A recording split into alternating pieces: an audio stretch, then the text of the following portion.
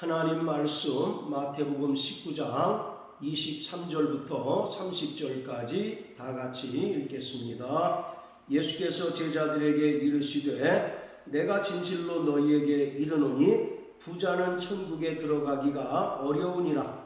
다시 너희에게 말하노니 약대가 바늘기로 들어가는 것이 부자가 하나님의 나라에 들어가는 것보다 쉬우니라 하신대 제자들이 듣고 심히 놀라 가로되 그런즉 누가 구원을 얻을 수 있으리이까? 예수께서 저희를 보시며 가라사대 사람으로는 할 수 없으되 하나님으로서는 다 할 수 있느니라. 이에 베드로가 대답하여 가로되 보소서 우리가 모든 것을 버리고 주를 쫓아 싸우니 그런즉 우리가 무엇을 얻으리이까? 예수께서 가라사대 내가 진실로 너희에게 이르노니 세상이 새롭게 되어 인자가 자기 영광의 보좌에 앉을 때에 나를 쫓는 너희도 12 보좌에 앉아 이스라엘 12지파를 심판하리라. 또 내 이름을 위하여 집이나 형제나 자매나 부모나 자식이나 전토를 벌인 자마다 여러 배를 받고 또 영생을 상속하리라.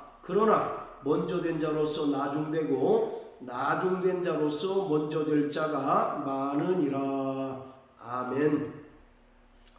구원과 영생은 인간의 노력이나 종교적인 열심으로는 결코 얻을 수 없습니다. 또한 인간이 이 세상을 살아가는 동안 쌓아 올린 훌륭한 업적이나 공력을 통해서도 결코 구원과 영생을 얻지 못합니다.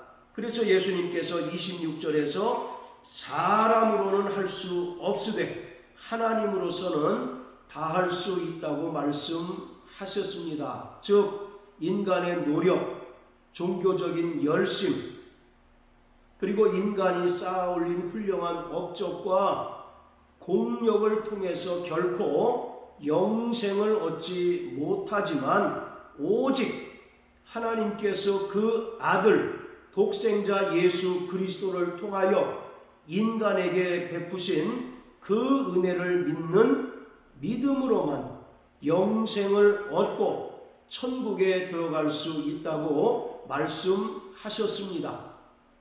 예수님께서는 늘상 바리새인과 서기관들과 논쟁을 하셨고 바리새인과 서기관들을 책망을 하셨습니다.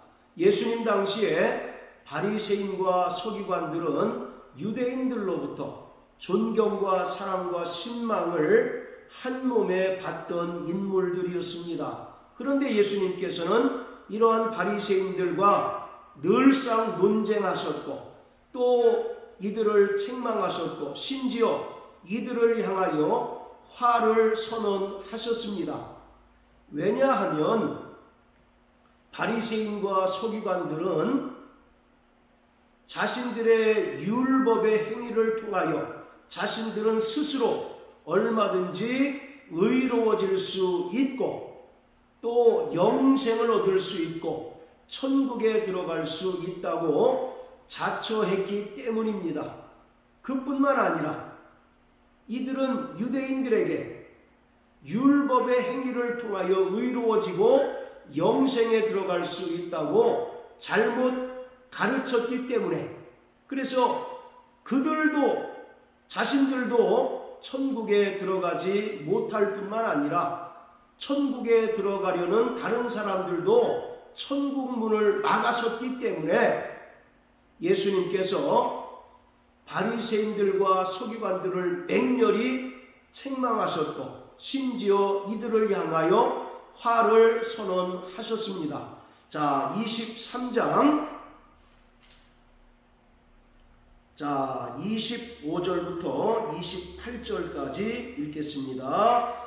화 있을진저 외식하는 서기관들과 바리새인들이여 잔과 대접의 겉은 깨끗이 하되 그 안에는 탐욕과 방탕으로 가득하게 하는도다. 소경된 바리새인아 너는 먼저 안을 깨끗이 하라. 그리하면 겉도 깨끗하리라. 화 있을진저 외식하는 서기관들과 바리새인들이여 회칠한 무덤 같으니 겉으로는 아름답게 보이나 그 안에는 죽은 사람의 뼈와 모든 더러운 것이 가득하도다. 이와 같이 너희도 겉으로는 사람에게 옳게 보이되 안으로는 외식과 불법이 가득하도다. 예수님께서 바리새인과 서기관들을 향하여 화를 선언하셨습니다.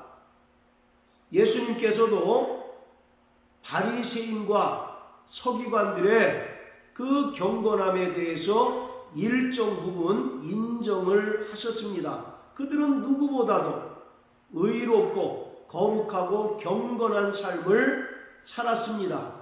이것에 대해서 예수님께서 일정 부분 인정은 하셨지만 예수님께서 이들을 책망하시고 이들을 향하여 화를 선언하신 것은 이들이 율법의 행위를 통하여 스스로 의로워지려고 하고 또 영생을 얻으려 했기 때문이고, 이들은 잘못된 가르침으로 유대인들을 천국에 들어가지 못하도록 막아섰기 때문에 예수님께서 바리새인과 서기관들을 맹렬히 책망하시고 또 이들을 향하여 화를 선언하셨습니다. 26절을 보면 너는 먼저 안을 깨끗이 하라. 그리하면 겉도 깨끗하리라. 결코 구원과 영생이 육체의 행위에 있지 않다는 사실을 예수님께서 분명하게 말씀하신 것입니다.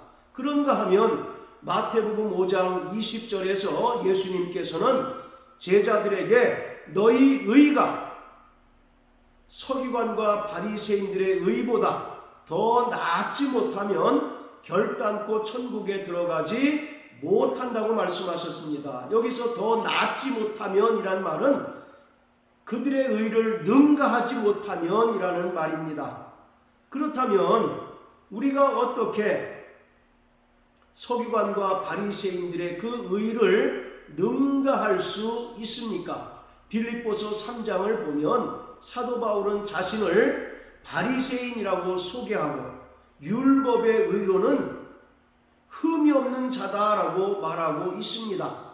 이처럼 바리새인들은 율법의 의로는 흠이 없고 누구보다도 거룩하고 경건하고 의롭게 살던 인물들이었습니다. 그런데 우리가 이들의 의를 어떻게 능가한다는 말입니까?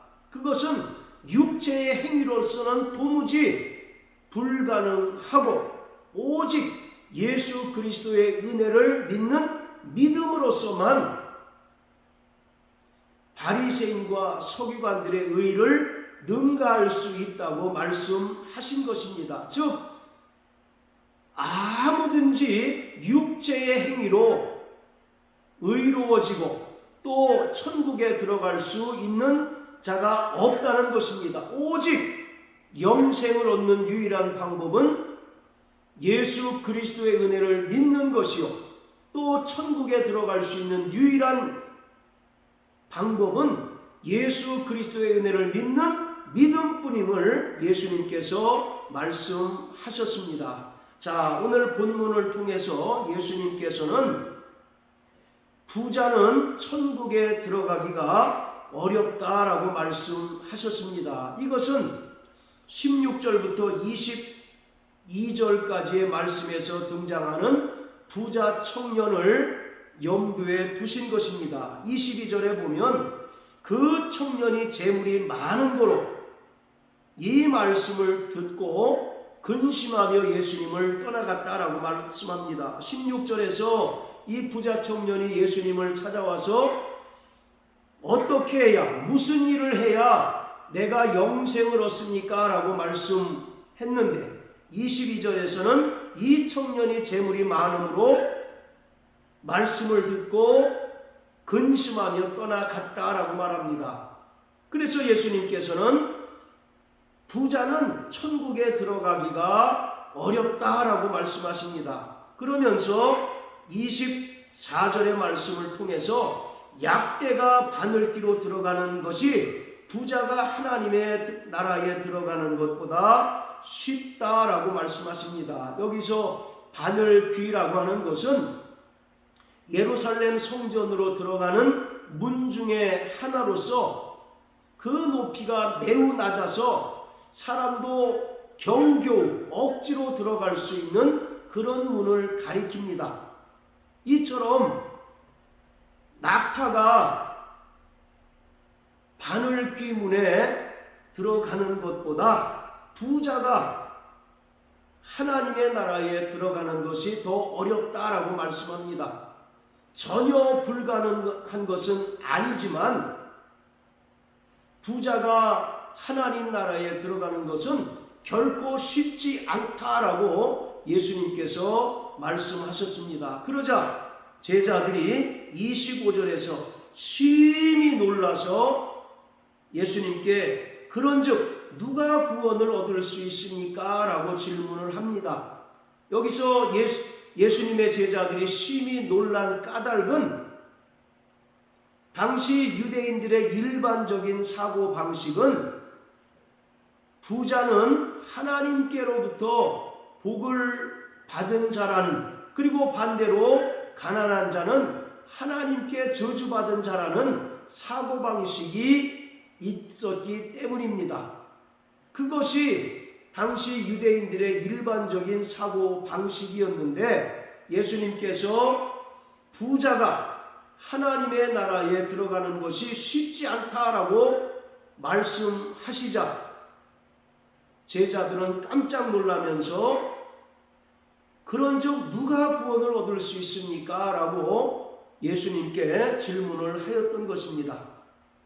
그러자 예수님께서 26절에서 사람으로는 할 수 없으되 하나님으로서는 다 할 수 있다라고 말씀하셨습니다.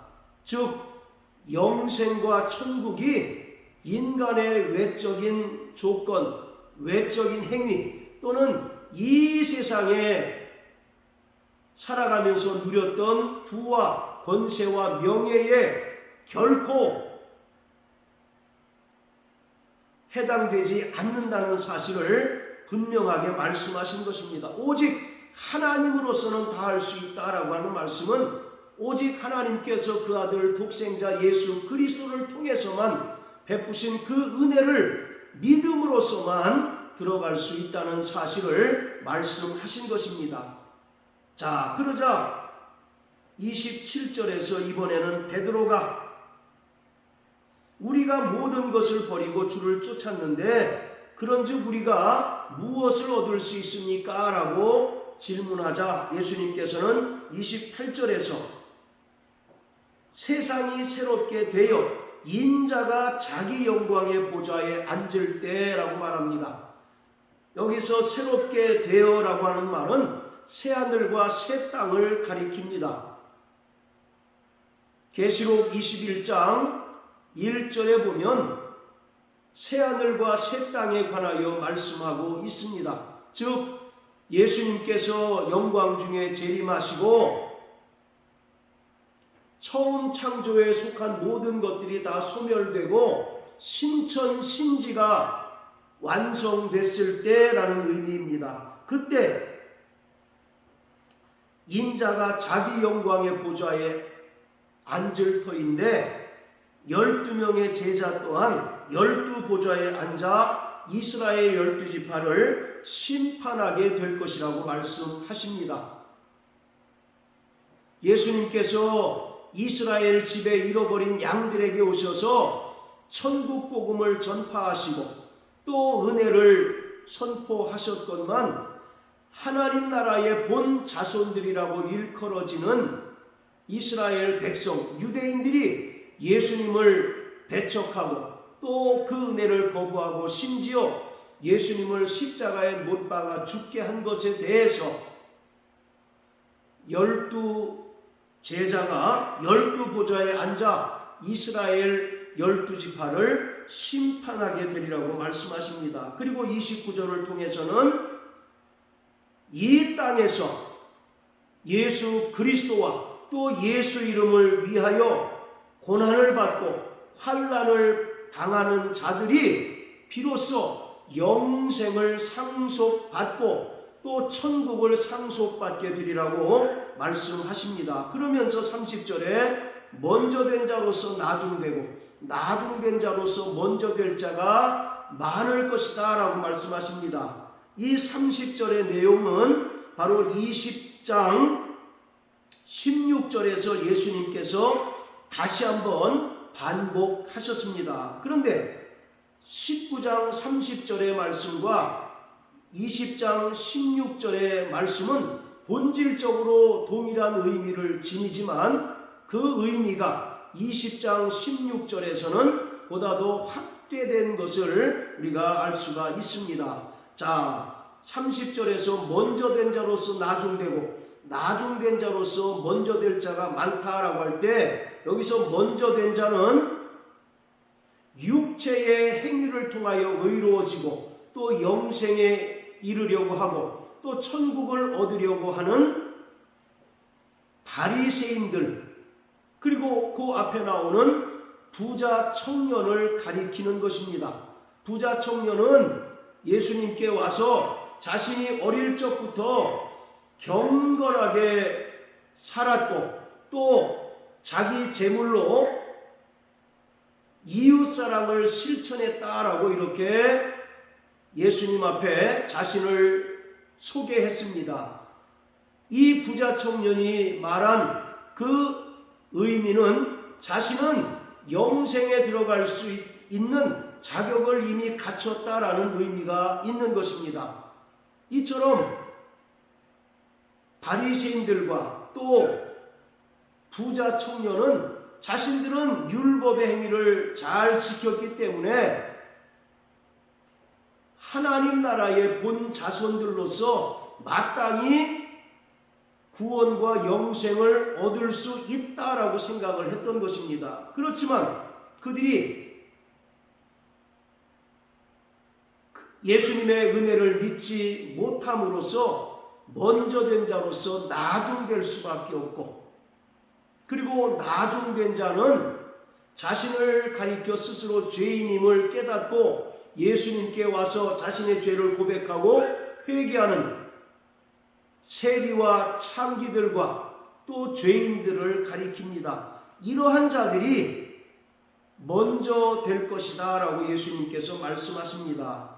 따라서 먼저 된 자로서 나중된다라고 하는 것은 구원의 실패를 가리킵니다. 바리새인들은 그들은 마땅히 율법의 행위를 통하여 자신들은 누구보다 더 의롭기 때문에 하나님 나라의 본 자손들로서 마땅히 천국을 상속받으리라고 생각하였지만 이러한 자들은 구원에 실패하게 되고 자신이 죄인임을 깨닫고 예수께 와서 죄의 문제를 해결받은 세리와 창기들 그리고 죄인들은 바로 구원을 얻게 되리라는 것을 예수님께서 말씀하셨습니다. 자, 이처럼 예수님께서 선포하신 구원은 인간의 외적인 조건에 있지 않습니다. 또 인간의 외적인 행위에 결코 있지 않다는 사실을 예수님은 분명하게 말씀하셨습니다. 오직 예수 그리스도를 믿는 그 믿음으로만 비로소 모든 인간이 의로워질 수 있고 구원과 영생을 얻게 됩니다. 바리새인으로 대표되는 유대인들은 하나님께로부터 받은 그 율법을 오해한 나머지 율법을 통하여 끊임없이 의로워지려고 노력했기에 예수님을 배척하고 예수님의 은혜를 거부하였습니다. 그 결과 그들은 먼저 된 자로서 나중될 수밖에 없었고 오히려 자신을 죄인이라고 고백하던 세리와 창기들이 먼저 구원을 받게 되었습니다. 그러므로 일평생 예수 그리스도의 은혜를 믿는 믿음으로 사는 자 되시길 주님의 이름으로 축복합니다. 우리는 예수님의 은혜 없이는 살 수 없는 자요, 또 예수님의 은혜 없이는 의로워질 수 없고 영생에 이를 수 없고 천국에 이룰 수 없는 자임을 고백하고 날마다 그 은혜를 믿는 믿음으로 사는 자들이 되어야 합니다. 이런 믿음으로 사는 저와 여러분들 되시길 예수님 이름으로 축복합니다. 할렐루야.